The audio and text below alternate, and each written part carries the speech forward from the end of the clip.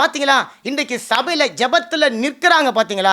அவர்களை வச்சுதான் பல யுத்தங்களை கர்த்தர் ஓய பண்ணுகிறவராக இருக்கிறார். ஜெபத்துல நிற்கிற ஒரு மனுஷனை, ஒரு மனுஷியை கொண்டுதான் தேவன் சபையில ஒரு பெரிய எழுப்புதலை கட்டளையிடக்கூடியவராக அவர் இருக்கிறார். மொர்தெகாயை பத்தி வேதத்துல அதிகம் சொல்லப்படலைங்க. ஆனா அவர் ஜெபித்த ஜெபத்தினுடைய மேன்மை வேதத்துல இருக்கிறது. அவர் ஜெபித்து கொடுத்த ஆலோசனையை எஸ்தர் கேட்கிறாள். அல்லேலூயா!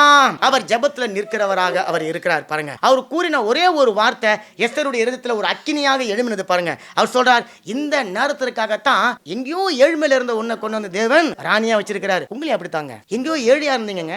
ஏழுன்னு சொன்னா உலக பிரகாரமா இல்ல. ஏதோ ஏழ்மையில இருந்த உங்களை தேவன் என்ன தேவன் கிருபையாய் கொண்டு வந்து சந்திச்சு சபையில ராணியா வச்சிருக்கிறாருங்க. ராஜாவா வச்சிருக்கிறாருங்க.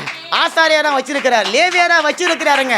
அல்லேலூயா, அல்லேலூயா. பெரிய பணக்காரனுக்கு கிடைக்காத ஒரு பெரிய சிலாக்கியத்தை தேவனுக்கு கொடுத்திருக்கிறார் தெரியுங்களா? தேவனுடைய நாமத்தை கூவி அழைக்கக்கூடிய புத்திரர்கள் என்ற பாக்கியத்தை கொடுத்திருக்கிறார். அவன் சொல்றான், இதுக்காகத்தாமா நீ ராணியா வந்திருக்கிற.